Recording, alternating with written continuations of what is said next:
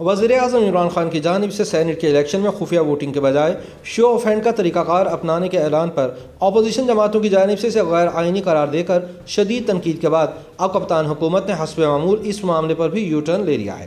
تحریک انصاف حکومت کے attorney general خالد جاوید خان نے اب یہ کہا ہے کہ شو آف ہینڈ کے ذریعے سینیٹ انتخابات ممکن نہیں، اس لیے حکومت سینیٹ الیکشن سیکرٹ بیلٹ کی جگہ اوپن بیلٹ کے ذریعے کرانا چاہتی ہے۔ اسلام آباد میں صحافیوں سے غیر رسمی گفتگو کرتے ہوئے اٹارنی جنرل پاکستان خالد جاوید خان نے کہا کہ حکومت نے سینیٹ انتخابات کا انعقاد شو آف ہینڈ سے کرانے کا کبھی نہیں کہا۔ حکومت سینیٹ انتخابات سیکرٹ بیلٹ کی جگہ اوپن بیلٹ کے ذریعے کرانا چاہتی ہے۔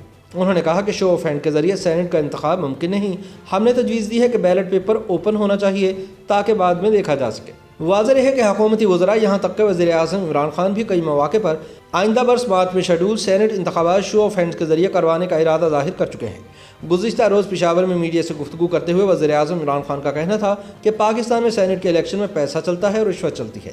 ہم نے دو چیزوں کا فیصلہ کیا ہے، پہلا یہ کہ سینیٹ الیکشن قبل از وقت کرائیں گے، دوسرا ہم سینیٹ الیکشن میں شو آف ہینڈز کی طرف جا رہے ہیں۔ اس سے پہلے وفاقی وزیر برائے اطلاعات و نشریات سینیٹر شبلی فراز نے اسلام آباد میں پریس کانفرنس کے دوران اعلان کیا تھا کہ اٹارنی جنرل کی سفارش پر وزیر اعظم عمران خان نے یہ فیصلہ کیا ہے کہ حکومت سپریم کورٹ سے رجوع کرے اور اس کی رہنمائی لے تاکہ سینیٹ کا الیکشن شو آف ہینڈ کے ذریعے آئندہ برس فروری میں کروایا جا سکے۔ قبل ازیں وفاقی وزیر داخلہ شیخ رشید احمد نے کہا تھا کہ اگر سینیٹ میں سپریم کورٹ آف پاکستان نے شو آف ہینڈ کے حق میں فیصلہ دے دیا تو کوئی یہ نہیں کہہ سکے گا کہ الیکشن میں دھاندلی ہوئی اور یہ ایک انقلابی فیصلہ ہوگا۔ قبل ازیں وفاقی کابینہ کے اجلاس کے بعد میڈیا بریفنگ کے دوران شبلی فراز نے کہا تھا کہ سینیٹ کے انتخابات کو شفاف بنانے کے لیے شو آف ہینڈز کے ذریعے ہم سینیٹرز کا انتخاب کروانا چاہتے ہیں۔ اس حوالے سے اپوزیشن کی قیادت نے وزیر اعظم کے شو آف ہینڈ فارمولے کو مسترد کر دیا تھا۔ سب سے پہلے بلاول بھٹو زرداری نے اس تجویز کو غیر آئینی قرار دے کر مسترد کیا تھا، جس کے بعد مولانا فضل الرحمان اور پھر مریم نواز نے بھی ایک پریس کانفرنس میں شو آف ہینڈ کی تجویز کو غیر آئینی قرار دے کر مسترد کیا تھا۔ سیاسی تجزیہ کاروں کا خیال ہے کہ حسب معمول وزیر اعظم کو کابینہ کے اجلاس میں ایک بھونڈا اور ناقابل عمل مشورہ دیا گیا، جس کو انہوں نے سوچے سمجھے بغیر مان لیا، اور پھر وفاقی وزیر برائے اطلاعات و نشریات سینیٹر شبلی فراز نے اس کی تشہیر بھی کر دی۔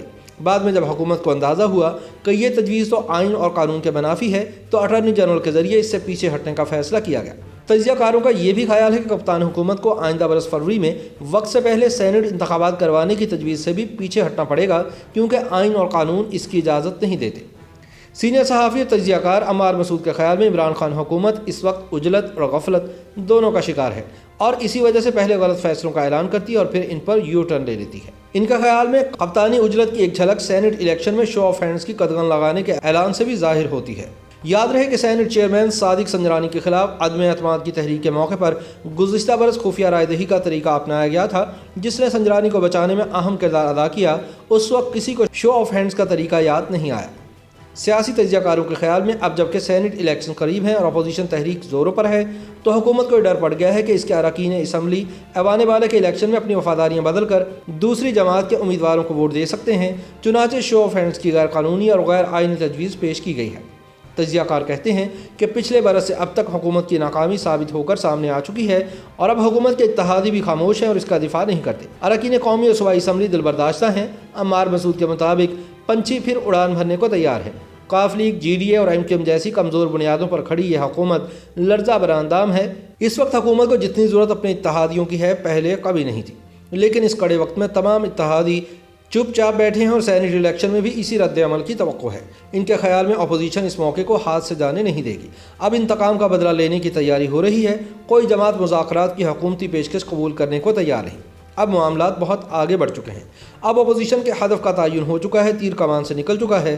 اب صرف اس حکومت کے گرنے کا تماشا دیکھنا باقی رہ گیا ہے۔ تجزیہ کار کہتے ہیں کہ اپوزیشن لانگ مارچ کرنے پر مصر ہے اور جنوری تک استعفے دے دیے جائیں گے۔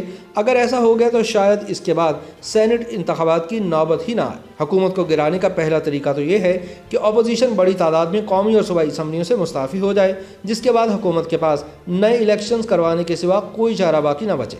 دوسرا طریقہ یہ ہے کہ تحریک عدم اعتماد لائی جائے، اتحادی خاموش رہیں اور حکومت گر جائے۔ ایک تیسرا امکان فوراً فنڈنگ کیس کے فیصلے کی صورت میں بھی ظاہر ہو سکتا ہے۔ اگر اس کیس کا فیصلہ عمران خان کے خلاف آ جاتا ہے تو صرف وزیر اعظم ہی نہیں بلکہ ان کی جماعت پر بھی پابندی لگ سکتی ہے۔ تجزیہ کار کہتے ہیں کہ اب تک کپتان حکومت کو سہارا دے کر کھڑا رکھنے والی اسٹیبلشمنٹ بھی حکومت کی ناکام ترین پرفارمنس کے باعث اب اپنے ہاتھ کھڑے کیے ہوئے، لیکن حکومت کو احساس نہیں کہ اس کا خیر خواہ خود مشکل کا شکار ہے۔ जगह जगह आर्मी चीफ और ISI चीफ के नाम लेकर इल्ज़ामात लगाए जा रहे हैं। बात अब ड्राइंग रूम से निकलकर गली मोहल्लों तक पहुंच गई है। आप किसी छावड़ी वाले से भी पूछ लें कि हुकूमत कैसे मार्च से वजूद में आई, वो आपको दुरुस्त जवाब दे देगा।